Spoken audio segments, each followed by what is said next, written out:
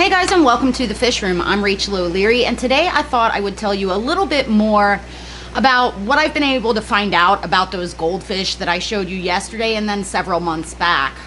They live in the basement of a building in the Philadelphia Naval Shipyard, and I thought we would just take a look around at some of the aquariums today, and I would tell you the things I do know about those fish and the things that I don't know about the fish, and give you some of my opinions. They seem to garner a lot of interest from you guys, both just in the sort of dichotomy of the industrial setting and the beauty of the fish, as well as the feelings of needing to rescue them. So I thought we would talk a bit more about that today. So let's get started. So I thought I would just go around and look in a few aquariums as I tell you what I've been able to learn about the building that the fish are in, as well as the fish themselves. Now, the Naval Shipyard in Philadelphia has a long and star-crossed history. And if you're interested in it, I really encourage you to look into it because it's pretty fascinating. Basically, that particular part of the shipyard, from my understanding, was begun in 1871. But it perpetually was failing, so was closed in 1996.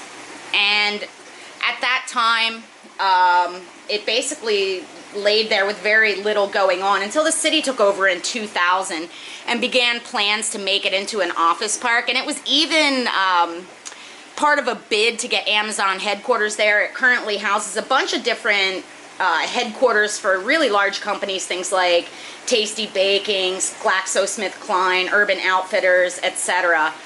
For the longest time, it was completely off limits to people. It was simply a naval base. So there's not a ton of foot traffic, and there's very, very little urbanization as far as housing. Now, they've talked about making the building that the fish are in, as well as some of the others, into apartment buildings or condos, as well as offices, etc.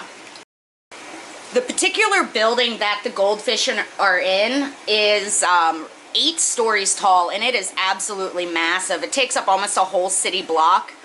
And the actual basement where the fish are is at least 800 square feet. Now there's a couple of articles about these fish and about this building on the internet, as well as a ton of Reddit threads, and I'll link to the one article that seems the most relevant in the comments down below. It seems as though the fish have been there pretty much for as long as people can remember, with documentation for at least the past 3 years. And the building remains flooded, according to that article, because of broken plumbing in the basement. So I would imagine that that means it has a consistent source of fresh water, not only from rainfall, snow melt, etc., but also from that broken plumbing. And the building used to be a retailer for shipbuilding elements, but again, hasn't been used for a very long time. You know, as far as people wanting to rescue the fish, I appreciate the sentiment, but they actually seemed relatively healthy. You know, there were a few that were imperfect, but you would find that in any situation. And essentially, the basement of this building acts like a giant concrete pond. Like I said, it used to be basically a holding place for shipbuilding elements, and has been empty for a super long time. And the community there, mainly people who work in the Naval Shipyard, stop by and feed the fish and look at the fish. And the several times that I've been there, there's been a lot of public interest, though the area itself is not well trafficked, so it doesn't seem to have a bunch of trash. Really pretty minimal trash if you think about most cities. And, you know, the fish seemed all right. You know, I plan to continue to check on them. I go to the city every couple of months at least. But the reality is they seem to be doing quite well. And while I think it is our natural instinct to want to save fish like that, I really think that they're doing pretty okay. Now, in the article, it says that they're not sure if they were added by someone at the shipyard in order to have mosquito control. They're not sure if they were released there by a hobbyist, or if, I actually read in one article that Urban Outfitters headquarters has either a koi or a goldfish pond in their basement, and they're not sure if they somehow transferred that way, though it seems pretty unlikely to me.